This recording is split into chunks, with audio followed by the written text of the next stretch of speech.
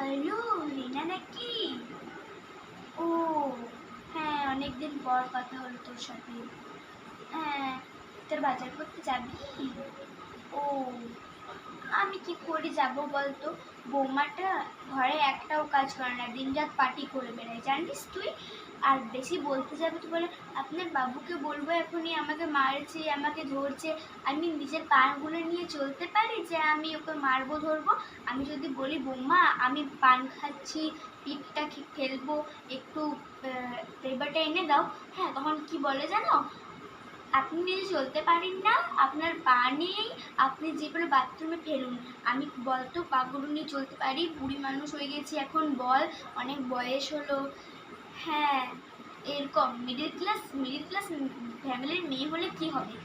ঠিক আছে রিনা, একটু পরে ফোন করব। হ্যাঁ, আমার বৌমাকে দেখি আবার কি করছে, উফ পায়ে কি যন্ত্রণা।